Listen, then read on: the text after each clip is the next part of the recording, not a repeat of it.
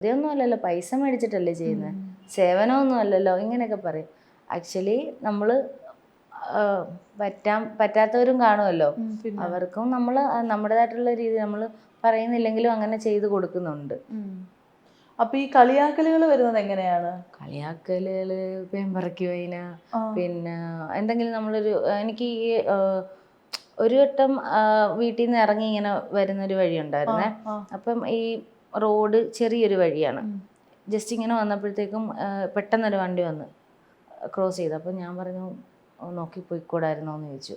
അല്ലെങ്കിൽ ഒന്ന് നിർത്തിയിട്ട് അപ്പോഴത്തേക്ക് അവരങ്ങ് ആശായിട്ട് പെരുമാറാൻ തുടങ്ങി, ഭയങ്കര റൂഡായിട്ട് സംസാരം തുടങ്ങി. എന്നിട്ട് പറഞ്ഞു നീ പോയിട്ട് വല്ല പേനും വിറക്കിക്കൊണ്ടിരിക്കടി, ഞങ്ങളുടെ അടുത്തോട്ട് വരാമെന്ന് പറഞ്ഞു. അതെന്താ അവർക്ക് ഫ്രസ്ട്രേഷൻ അത്രയ്ക്ക് വരാനായിട്ടുള്ള കാരണം?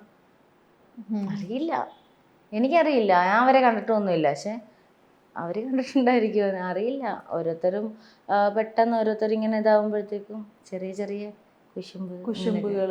അതായത് നല്ല കഷ്ടപ്പാടുന്ന് വന്ന ഒരാളാണ്, നല്ല കഷ്ടപ്പാടുന്ന് വന്ന ഒരാളാണ്.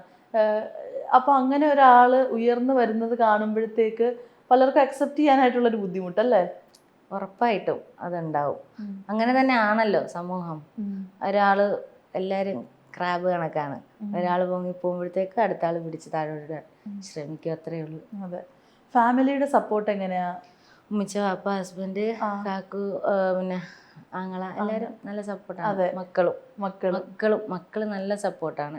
എവിടെയെങ്കിലും പോകാൻ ഇറങ്ങിയ കരച്ചില് വീഴ്ചില് അങ്ങനെ ഒന്നുമില്ല. പിന്നെ ഞാനും വരുന്ന എന്നെ കൊണ്ടുപോകണം അങ്ങനത്തെ ഒരു ഇതില്ല.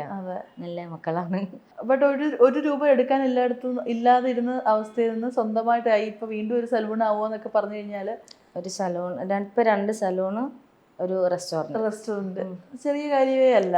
ഒരുപാട് പെൺകുട്ടികൾക്കാണെങ്കിലൊക്കെ ഇൻസ്പിറേഷൻ ആയിട്ട് എടുക്കാൻ പറ്റുന്ന ഒരു സ്റ്റോറി കൂടിയാണ്.